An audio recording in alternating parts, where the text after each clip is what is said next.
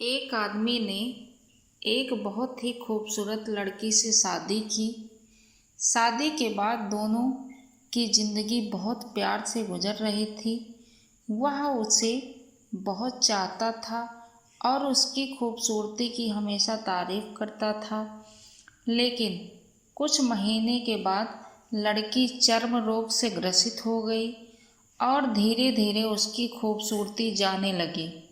खुद को इस तरह देख उसके मन में डर समाने लगा कि यदि वह बदसूरत हो गई तो उसका पति उससे नफरत करने लगेगा और वह उसकी नफरत बर्दाश्त नहीं कर पाएगी।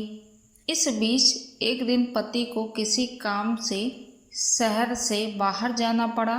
काम खत्म कर जब वह घर वापस लौट रहा था, उसका एक्सीडेंट हो गया।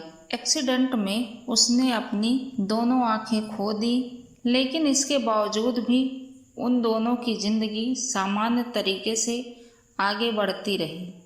समय गुजरता रहा और अपने चर्म रोग के कारण लड़की ने अपनी खूबसूरती पूरी तरह गंवा दी। वह बदसूरत हो गई, लेकिन अंधे पति को इस बारे में कुछ भी पता नहीं था, इसलिए इसका उनके खुशहाल वैवाहिक जीवन पर कोई प्रभाव नहीं पड़ा। वह उसे उसी तरह प्यार करता रहा। एक दिन उस लड़की की मौत हो गई। पति अब अकेला हो गया था। वह बहुत दुखी था। वह उस शहर को छोड़कर जाना चाहता था। उसने अंतिम संस्कार की सारी क्रियाविधि पूर्ण की और शहर छोड़कर जाने लगा। तभी एक आदमी ने पीछे से उसे पुकारा और पास आकर कहा, अब तुम बिना सहारे के अकेले कैसे चल पाओगे? इतने साल तो तुम्हारी पत्नी तुम्हारी मदद किया करती थी।